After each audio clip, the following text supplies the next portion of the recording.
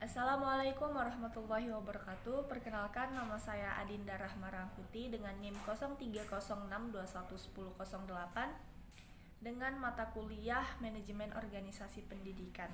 Di sini saya akan mereview artikel terkait mengenai motivasi kepemimpinan dalam lembaga pendidikan.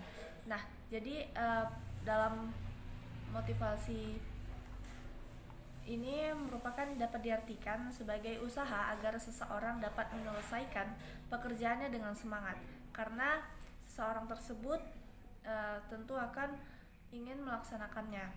Nah, manusia juga memiliki motivasi yang berbeda tergantung dari banyaknya faktor, baik itu dari kepribadian, ambisi, pendidikan maupun usia.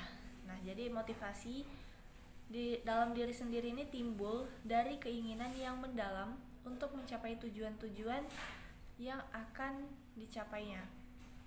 Kemudian metode penelitian ini menggunakan penelitian deskriptif kualitatif tentang mengkaji tentang motivasi kepemimpinan dalam lembaga pendidikan, dan diambil dari berbagai sumber buku maupun sumber-sumber lainnya.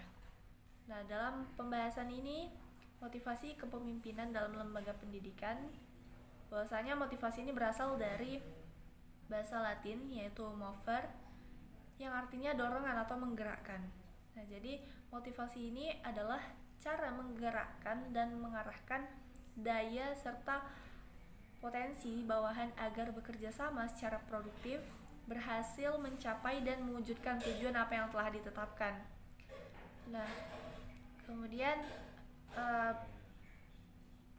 motivasi ini sangat penting bagi seseorang, mengingatnya motivasi ini merupakan pendorong atau motif dalam diri individu yang mempengaruhi tingkah laku serta usaha menumbuh kembangkan bagi kehidupan pribadi yang bersangkutan. Nah, tujuan dalam motivasi ini dalam diri sendiri yaitu untuk menggerakkan atau mengunggah seseorang agar muncul keinginan maupun kemauannya untuk melakukan sesuatu sehingga dapat memperoleh hasil maupun mencapai tujuan tertentu. Kemudian fungsi dalam motivasi ini yang pertama adalah mendorong manusia untuk berbuat. Dalam hal ini, motivasi merupakan penggerak dari setiap kegiatan yang akan kita kerjakan. Yang kedua, menentukan arah perbuatan bahwasanya ke arah tujuan yang hendak dicapai, sehingga motivasi dapat menunjukkan arah dan kegiatan yang harusnya dilaksanakan sesuai dengan rumusan tujuannya.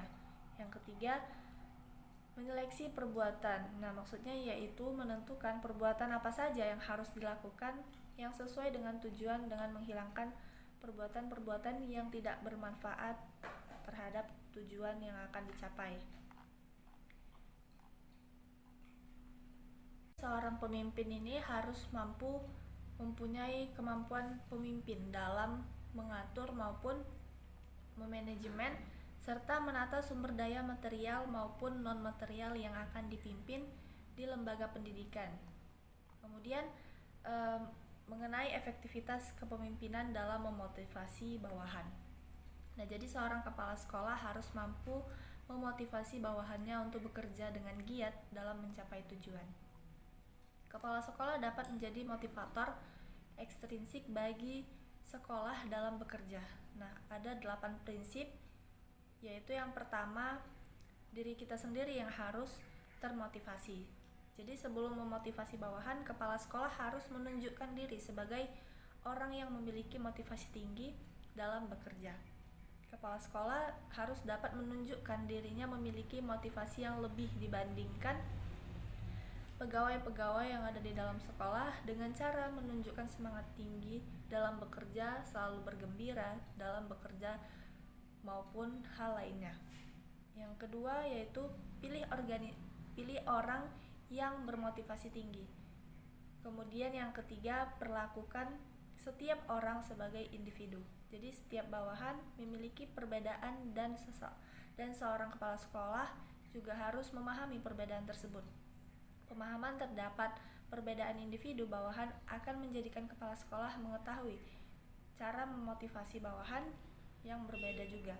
Jadi setiap bawahan pada dasarnya memiliki keinginan yang berbeda dan perlakuan yang berbeda. Yang keempat, tetapkan sasaran yang realistis dan menantang. Sasaran yang realistis dan menantang akan mendatangkan motivasi untuk meraihnya. Kemudian yang kelima, ingat kemajuan akan memotivasi. Capaian yang diraih sekolah akan menjadi motivator bagi seluruh pegawai yang ada di dalam sekolah. Karena itu, setiap capaian yang berhasil diraih disampaikan kepada seluruh sivitas sekolah. Kemudian yang keenam, ciptakan lingkungan yang memotivasi. Bahwasanya lingkungan atau suasana kerja tentunya mempengaruhi motivasi. Kepala sekolah juga mesti harus menciptakan suasana keakraban dan penuh kekeluargaan di sekolah. Kemudian yang ketujuh, beri hadiah yang adil. Kepala sekolah juga dalam memotivasi harus bertindak adil dalam semua hal. Perbedaan perlakuan dalam masalah yang sama akan mendatangkan kecemburuan. Oleh karena itu, sekolah harus mempunyai tujuan yang jelas dalam hal pemberian hadiah bagi pegawai yang ada di dalam sekolah. Kedelapan, berikan pengakuan. Para tenaga pendidik dan tenaga kependidikan tidak hanya berharap hadiah yang berupa uang atau kebendaan. Pengakuan yang jujur dari pimpinan akan meningkatkan motivasi dalam bekerja. Nah, jadi dapat disimpulkan bahwasanya motivasi dalam lembaga pendidikan sangat penting karena setiap personil atau anggota pegawai pasti memerlukan suatu motivasi, baik dalam diri pribadi maupun dari orang lain. Kemudian, kepemimpinan juga merupakan setiap perbuatan yang dilakukan oleh individu ataupun kelompok untuk mengkoordinasi dan memberi arah kepada individu atau kelompok yang tergabung di dalamnya sehingga dapat mencapai tujuan yang telah ditetapkan sebelumnya. Sekian yang dapat saya sampaikan. Lebih dan kurang saya mohon maaf. Wassalamualaikum warahmatullahi wabarakatuh.